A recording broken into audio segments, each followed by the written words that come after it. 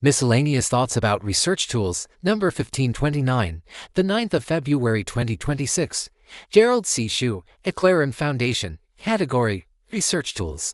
Preface: I have written 1,529 research papers, including more than 1,200 medical research papers and several hundred papers related to other subjects, such as economics, business, marketing, psychology, history, social science, behavioral science, and even music theory and zoology. All of them are based on mathematics and physics research tools, primarily the Viscoplastopology VPT framework, which I have used in more than 1,000 papers. VPT method includes three components of viscosity, time dependency, plasticity, permanent damages, and topology, structural relationships. Today, I am simply writing down some of my thoughts regarding data integrity, the use of statistics in economics and medicine research, and my personal research contributions based on pattern recognition capabilities. Introduction: This piece of writing reflects on the following questions: why China data must be dropped, why this problem mirrors economics and medicine, why statistics dominates and fails, why prestige systems, such as Nobel Prizes, rarely recognize engineering work focused on failure, collapse, and prevention, why peace, medicine, and economics of Nobel Prizes emphasize statements and claims over measurable results, why my VPT work sits outside the medical research system, why my discussion today is scientific, not political. This paper is long on purpose, because truth requires structure, not compression. China Economic VPT Study. This morning I began with a simple scientific question: can I apply my VPT method to study China's economy using publicly available data? After careful consideration, I thought he cannot. This decision is not political, it is scientific. A serious quantitative study requires data that are reasonably accurate, consistently defined, and transparent over time. China's macroeconomic data do not meet these conditions. Definitions change, and some important economic data have been manipulated, redefined, or discontinued when results became unfavorable, causing the numbers to lose their original meaning and credibility. Headline: GDP growth figures often appear to follow preset targets rather than reflect real economic behavior. At the same time, many independent and observable stress signals of China point clearly in the opposite direction. Collapsing residential real estate prices, severe stress in local government financing vehicles, weak household consumption, extremely high youth unemployment, capital outflow, and declining foreign direct investment. When so many stress indicators deteriorate while reported growth remains smooth and positive, such as GDP growth being maintained near 5%, cause and effect no longer align. In engineering or physics, we would immediately conclude that the sensor is unreliable. We would not continue building models on that kind of signals. Under these conditions, applying VPT analysis would not be science, it would be mathematics layered on unstable or managed inputs. I therefore chose to drop my effort to organize China data for this economic study and to focus instead on Japan or the UK, after completing my US GDP study using the VPT method yesterday. In those cases, data may still be imperfect, but they are at least transparent and internally consistent. Honest data, even when weak, are still usable. Dishonest or controlled data are not, and they waste valuable time and effort for scientific researchers. This decision led naturally to a broader realization: the same structural problem exists in both modern economics and modern medicine. Statistics-based research work, both economics and medicine, are dominated by statistical methods that focus on averages, correlations, regressions, and confidence intervals. These methods shape research priorities, policy decisions, and professional prestige. They are mathematically valid, but they describe only the center area of the data population. They systematically ignore the extremes, where failures emerge, damage accumulates, and lives or systems are lost. These extremes deserve a primary research focus, not the middle of the dataset. My mentor, Professor Norman Jones, spent his career studying nonlinear dynamic and viscoplastic deformation in structures, focusing on damage, fatigue, collapse, and rupture. My own 17 years of medical research focus on mortality, diseases driven by metabolic disorders, where damage is irreversible and often leads directly to death. Both bodies of work deal with extreme conditions and statistical outliers, not averages. Structural failure and loss of human life do not occur at the mean, they occur at the extremes. Statistics and averages are secondary tools. They cannot replace failure analysis in either engineered structures or the human body. Economic collapses, financial crises, bank failures, housing crashes, national debt default, and social unrest do not occur under average economic conditions. They occur only after key variables exceed failure thresholds. This is the same mechanism as structural collapse or organ failure leading to death. When system collapse or death occurs, it is often labeled as unexpected, even though stress accumulation and warning signals were present long before failure in both economic and medical systems. Medicine suffers from the same flaw. Clinical guidelines are built on average patients. To me, this underestimates the intelligence and clinical judgment of medical doctors. I am not saying statistics are useless. I am saying that forcing statistics to dominate medical research replaces physician intelligence with compliance to rules. This replacement is disrespectful to what medical doctors are actually capable of and trained to do. Think independently, exercise sound judgment, and take responsibility in near-edge cases. They are dealing with the most precious thing of all, human lives. I respect medical doctors for this sole purpose. I am not angry at doctors.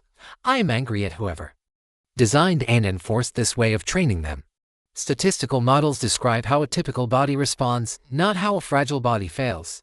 The sickest patients are often excluded from statistical studies or diluted by large sample sizes. When catastrophic harm occurs, explanations are offered after the fact, not before. This is the core problem in much of today's medical research. The problem is not statistics itself. Statistics was meant to assist science, not replace it. Failure occurs when clean numbers and simple models become more important than understanding how systems actually behave, especially in extreme cases. At that point, we stop tracking stress accumulation, thresholds, irreversible damage, and failure modes. As a mathematician, physicist, engineer, and AI algorithm developer, this is deeply troubling to me. Real systems almost never behave smoothly. Economic systems and human bodies both accumulate stress and damage over time. They tolerate danger initially, then bend, weaken, and eventually rupture, collapse, or fail. Recovery is usually slower and more difficult than decline and often takes much longer. There is nothing worse than human death, however. Those who push statistics and enforce threshold rules feel no responsibility for the consequences. These processes are nonlinear, asymmetric, and irreversible. Averages cannot capture them. This is the core problem with relying on statistics for serious scientific research. This is also why I have always felt that physics stands apart. Physics is anchored in conservation laws, boundary conditions, falsifiability, and mathematical dissonance. When a model fails, it is discarded. A model that looks elegant but does not match reality is useless for science. By contrast, medicine and economics often reward internal consistency, publication volume, and statistical techniques, even when real-world outcomes repeatedly fail. Chemistry celebrates discovery and synthesis, but often remains silent about downstream damage, accumulation, and misuse, such as environmental pollution and harm to human bodies. There is little formal recognition for system integration, failure analysis, or harm prevention. Engineering, where failures can kill people at scale, has always understood this differently. In engineering, success is measured by what does not collapse. Bridges that do not fall, aircraft that do not fail, reactors that do not melt, and systems that avoid rupture or loss of life under high stress. The most important work is often invisible because disasters were prevented. Evaluation must be based on results, not stated goals. If deaths are not counted year by year, if population displacement is not tracked, and if repeated failures are not compared over time, then mistakes cannot be identified or corrected. When these measurements are missing, decision-makers receive no warning signals, and the same failures repeat. This is why I do not see my work fitting into existing prestige or popular systems, including conventional medical research. I am not trying to produce elegant averages or impressive regressions. I am trying to understand where systems break. Numbers can summarize what already happened. They cannot explain why a system is close to failing. The VPT model is not designed to replace statistics. It is designed to put statistics back into a supporting role. For example, in my VMT calculation software on my iPhone, averages and correlations are still displayed. However, my primary focus has always been on energy distribution and damage progression. The logic of today's discussion is consistent from start to finish. I will not study systems or cases where collected data violate basic scientific honesty and causal clarity. I will focus on systems where input stresses, output strain, and real-life outcomes can be observed directly and clearly. I am doing this work because both economics and medicine need better tools to see disasters before they happen, not explanations after the damage is done. This is not a political position. It is a scientific one. Early years of my ad product ideas. Finally, I want to describe an experience from my mid-30s in Silicon Valley. I was thinking about language-based AI for decades ago, around 1983. In collaboration with a linguistics professor at Stanford University, long before hardware, storage, and computing speed were sufficient to support such ideas. We pursued this seriously for 6 months. I then recognized the computing limits of that era in handling the complexity and speed required for human language processing, and I decided to abandon the idea. I moved on to developing AI applications for mechanical design. 4 decades later, similar ideas appeared in products, such as Chat from OpenAI in 2023 and 2024. To me, that was not failure. It was an idea proposed decades before sufficient computing resources existed. It was a correct scientific and business judgment then, and remains so now. Working with today's commercial AI tools, I understand why I can still see flaws in current AI algorithms design. Some of these flaws arise from design choices, for example, optimization for fluency, heavy safety constraints, data compression, and surface language polish, often at the expense of preserving the user's original meaning and structural intent. I often notice when meaning is lost, even though the words appear refined or politically correct. That is not just memory. It is pattern recognition built from a lifetime of designing many real systems.